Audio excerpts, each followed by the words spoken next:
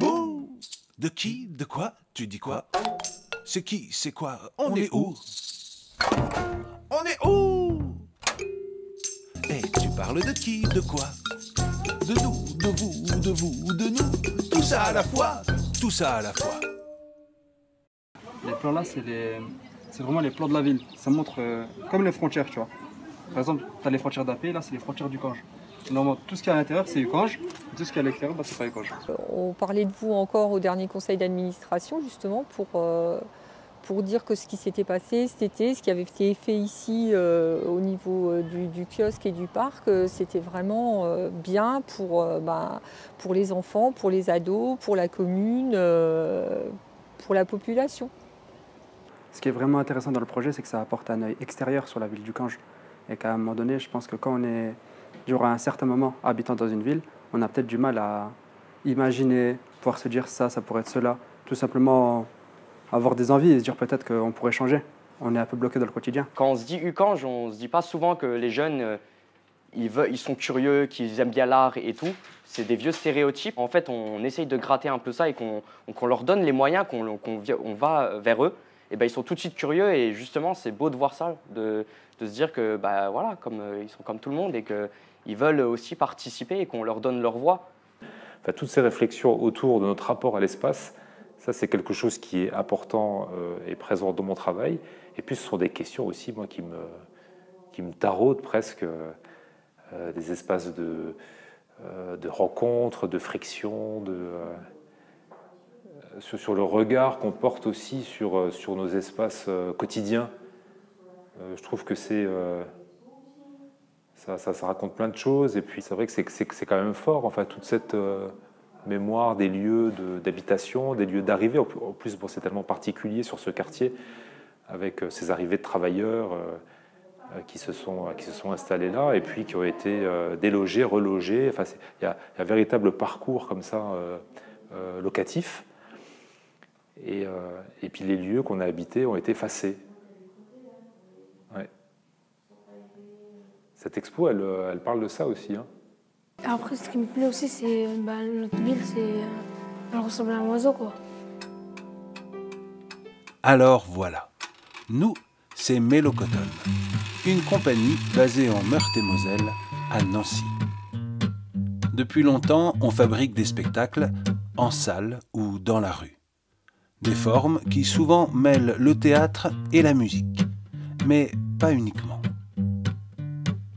En septembre 2019, on a eu cette chance épatante de mener une résidence longue en Moselle, dans le Val de Fensch, qu'on appelle aussi la vallée des anges. Plus précisément à Ukange et à Nilvange. Oui, c'est des photos anciennes, c'est pour donner envie de venir voir en vrai. Une résidence longue, ça veut dire qu'on va passer beaucoup de temps ici. 3 ans. 3 ans pour faire un pas de côté, expérimenter. Pour l'occasion, la compagnie s'est ouverte à des artistes dont le métier n'est pas le spectacle. Caroline Antoine, plasticienne et paysagiste. Thomas Kleindienst, vidéaste et plasticien. Camille Tourneux, architecte, constructeur et plasticien. Ça en fait des plasticiens. Et Thomas Milanese, musicien, comédien et auteur. D'ailleurs, c'est moi qui vous parle. On a 2 partenaires. À Nilvange, le Gueulard Plus, qui est une salle de concert avec le label Scène Musique Actuelle, et à Ukange, le Creuset, qui est un centre social. Notre objectif ? Arpenter, découvrir, ressentir, rencontrer, questionner les usages, l'espace public, comprendre la dynamique du vivant et au fur et à mesure, inventer des formes artistiques qu'on pourrait partager et enrichir avec les habitantes et les habitants. Dessiner notre portrait sensible de ce territoire, comme un miroir très subjectif. Ce qu'on veut, c'est entrer en résonance avec le Val de Fensch. L'idée aussi, c'est que toutes nos actions s'inscrivent le plus possible dans les droits culturels. Pour nous, ça veut dire construire des projets qui rassemblent des personnes avec des envies et des compétences différentes, et que chacun puisse, à sa mesure, venir s'y exprimer, partager ses connaissances et s'enrichir de celles des autres, vivre ensemble des émotions qui pourraient nous relier les uns aux autres. On pourrait résumer en disant « créer du commun ».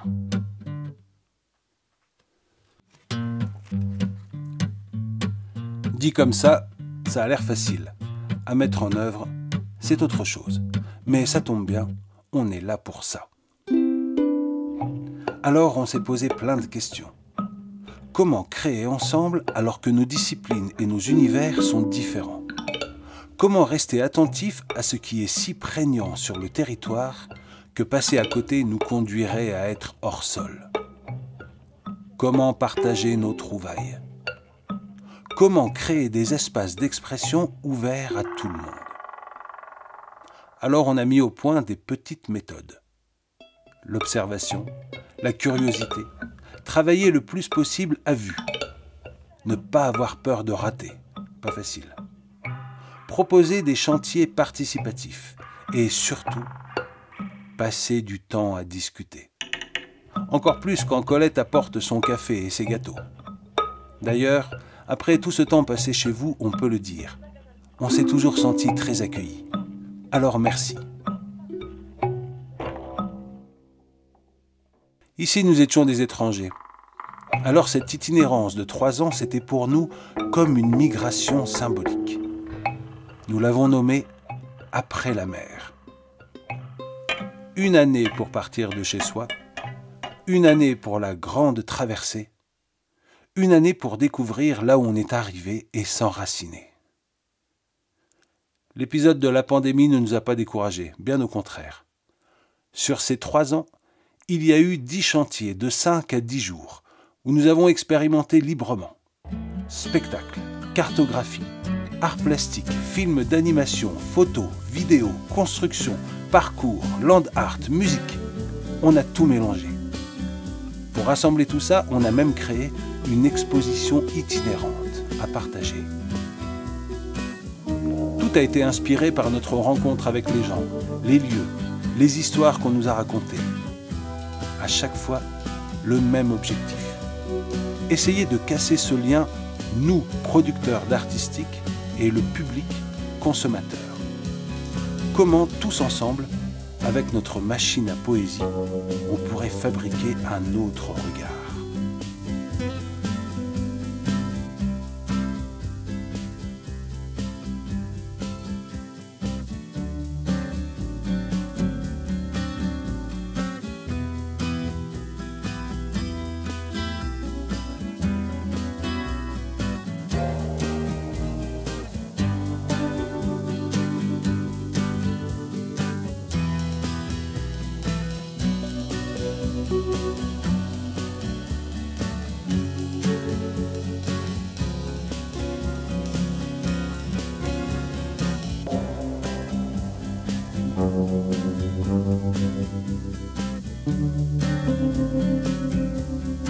Avril 2022. 2 ans et demi déjà. Il s'en est passé des choses. Notre regard s'est transformé. Nos envies aussi. On se pose d'autres questions. Alors c'est à Uckange qu'on pose nos valises, dans le square de l'Horloge, un parc public. Et c'est un nouveau grand chantier qui s'ouvre.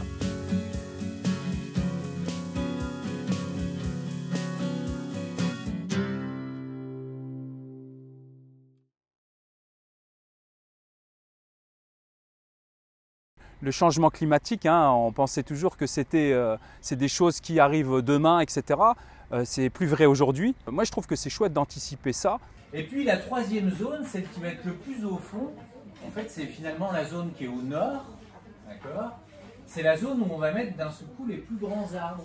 C'est parti déjà simplement du constat que le parc était, qu'il y avait peu de zones d'ombre et de tranquillité en fait, où on pouvait se retrouver simplement dans des petits espaces accueillants, entourés de végétation et du vivant. Voilà.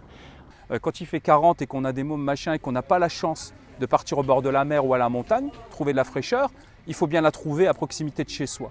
Et je trouve que ça, c'est une vraie réponse à un besoin essentiel aujourd'hui, quoi. On va plutôt s'inspirer du modèle de la forêt pour sa diversité et sa richesse en fait. Donc l'idée c'est de choisir un maximum de végétaux différents, de variétés et de familles différentes, voilà, pour essayer de recréer aussi une richesse et dans les sujets et aussi recréer une biodiversité voilà, sur la parcelle sur laquelle on va planter. Jardin, forêt, plaisir, patience. Jardin,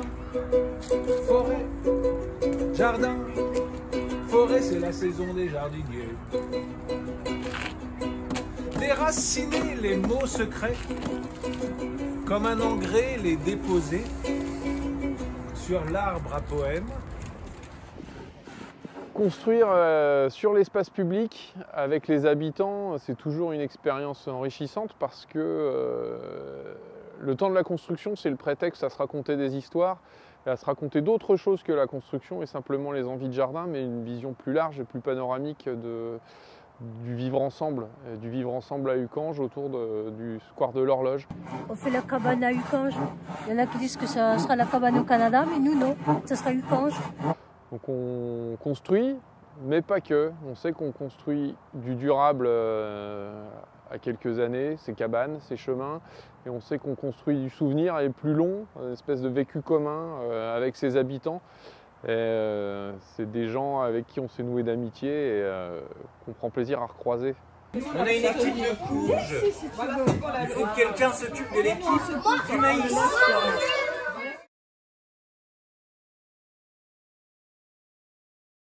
Tu as ou celle-là plutôt, tu vois, celle-là franchement, le petit rond là il me semble prêt. Top. Et tu as remis ton étiquette, super. Voilà. Et ça s'appelle de l'engrais vert, c'est des plantes qui vont venir enrichir le sol. Ah, c'est en fait, elle est... Ah, bah on dirait un ange. Non, c'est pas un ange. Mais en fait, regarde qu'elle a la jambe droite devant, la jambe gauche derrière, et son corps est comme ça. En fait, qu'est-ce qu'elle fait cette dame? Elle sème des graines. En fait, elle fait le mouvement de la semence. Super. On est nombreux, hein. Mais je trouve l'initiative très bien. Le fait est qu'on y participe et que ce ne soit pas, par exemple, le creuser ou bien vous qui le faites tout seul, c'est super. Nous, en étant habitants d'Ucange, pratiquement pour tout le monde, j'espère qu'ils prendront en considération ce travail et qu'ils se disent quand même, c'est quand même des habitants et faire attention à ce qu'on a fait, quoi. Ceux qui n'ont pas la chance d'avoir de jardin dans le quartier, je trouve que c'est vraiment une bonne initiative et de montrer aux enfants comment que ça pousse. La plupart ils pensent que ça pousse dans les supermarchés. Je trouve ça bien, je trouve ça beau, le bois, tout ça, je sais pas, je trouve ça bien. Ça nous permet de rencontrer d'autres personnes de la ville qu'on ne voit pas forcément, qui viennent de différents quartiers de la ville. Et ça permet vraiment un certain lien entre les habitants, c'est bien.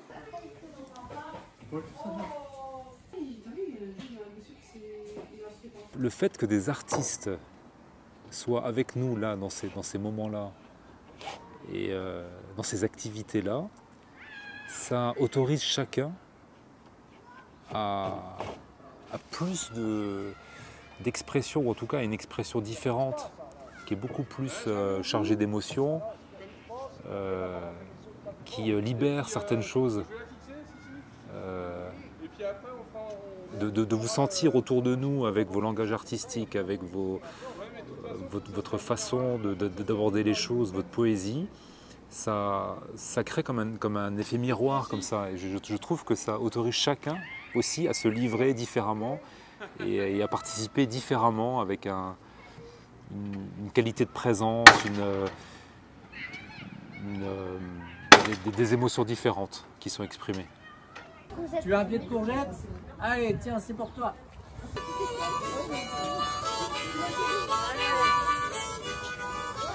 Sur la mer.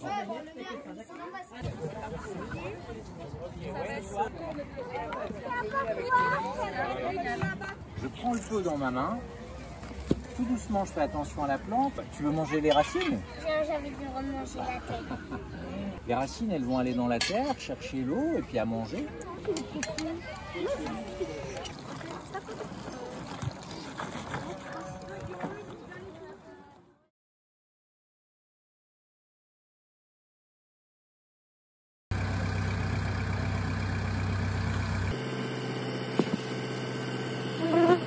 Faut pas que tu regardes ça, Caro. Merci. C'est un film d'horreur pour les gens comme nous. Le jardin libre appartient à tout le monde. Le jardin libre appartient à tout le monde. On a retourné la terre et tout s'est renversé. Aujourd'hui, on la retourne pour y planter des arbres fruitiers. Le jardin libre. Un chemin naturel relie les bacs, de la cabane jusqu'aux arbres à venir. Demain, je quitterai la maison. Que sera mon avenir? Hier, mon cœur était chaud et aujourd'hui, il est gelé. Demain, sera-t-il pluvieux ou enneigé? J'ai une humeur de changement climatique. Je marche dans le jardin et je pousse avec lui. Le jardin libre embellit nos vies. Il nous offre des légumes, un coin de partage paradis. Notre ville devient verte, la plus belle couleur de l'arc-en-ciel pousse dans notre désert.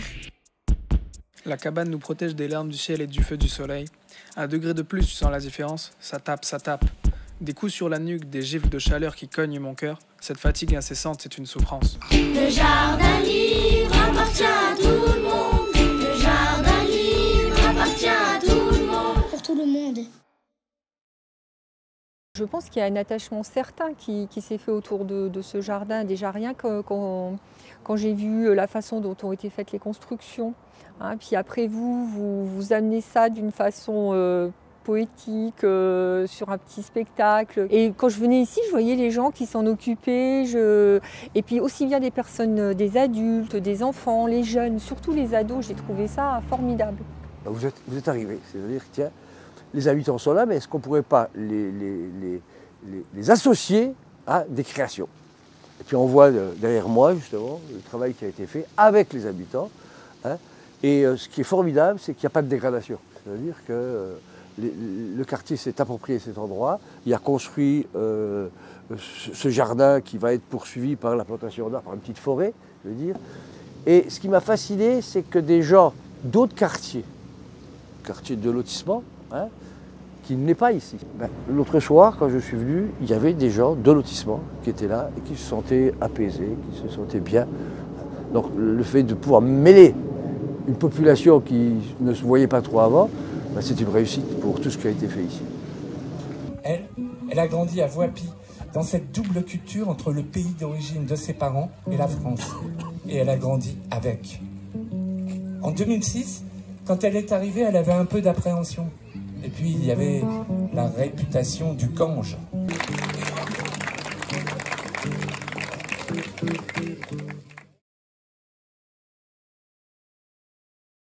Mais l'idée, c'était de faire un plan pour réussir à prendre du recul et à voir plus largement ce projet avec ses dynamiques. C'est une manière de créer un outil aussi pour pouvoir tous réfléchir autour de la table. C'est un outil important dans la médiation en fait, du projet. Et puis c'est peut-être aussi nous pour qu'on puisse se projeter dans les mois à venir pour voir à quel moment on va pouvoir raccrocher avec certains groupes, avec des familles, avec les gamins d'espace, du périscolaire, etc. Hein, comme ça nous éclaire un peu sur les mois à venir par rapport à ce projet.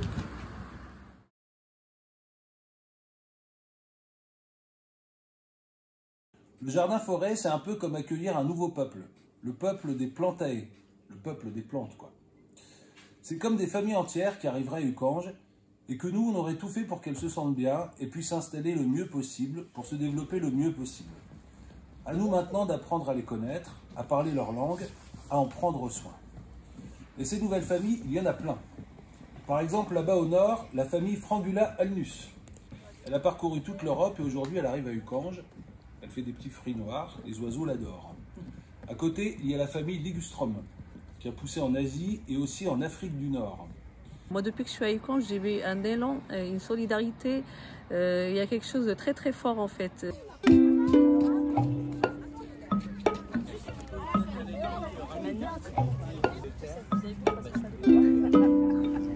On partage des moments pour faire le jardinage, pour ramasser les olives. On a des bons souvenirs de tout ça. vient un peu à l'essentiel. On est dans une société de consommation, donc on achète tout en magasin, mais on oublie que ça vient de là. Et puis c'est des choses qui vont rester dans le temps. Donc, forcément, c'est important. Ça les a beaucoup plu, oui. Surtout les enfants, parce qu'ils savent que plus tard, ils vont pouvoir cueillir les fruits, les manger. Ils en sont fiers.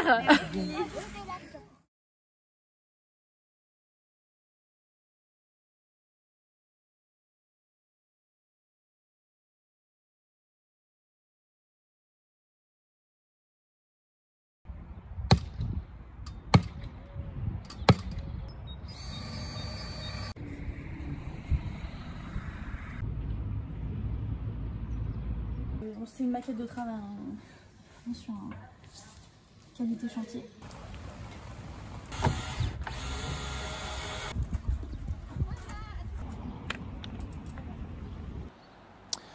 Sur l'appropriation, en fait, ce qui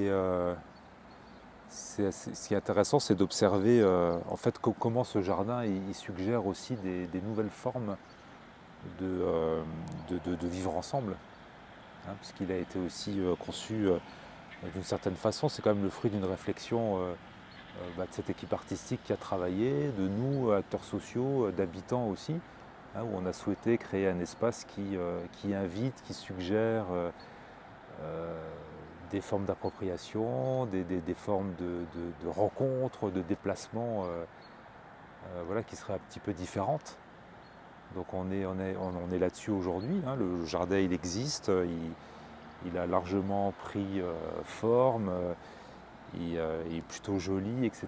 Et moi je trouve qu'on peut faire le lien entre cet aménagement qui a un certain design, et puis ce qu'on peut appeler parfois aussi le design social, où on cherche aussi à fabriquer, à imaginer des formes de vivre ensemble. Une cabane qui sert à quoi?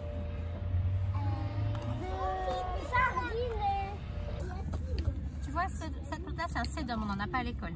Regarde, il y a des petits sédums sur lesquels il ne faut pas marcher, je te montre. Avec les pelles comme ça.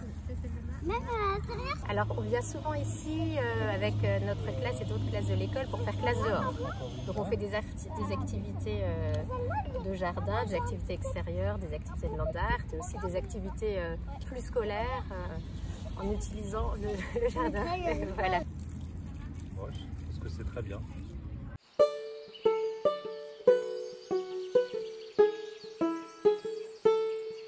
Ce jardin-forêt, c'est l'idée de transformer l'éphémère en plus durable, de tout faire pour que chacun se sente ici chez lui, de se rappeler que l'espace public nous appartient, d'inventer de nouveaux usages et de participer à la fabrique de la ville, de tracer ensemble un chemin qui relie l'art, le lien social et l'écologie. Cette résidence aura duré plus longtemps que prévu. Après ces 4 ans et demi passés ici avec vous, nous avons trouvé au moins une réponse à toutes nos questions. Après la mer, il y a un jardin.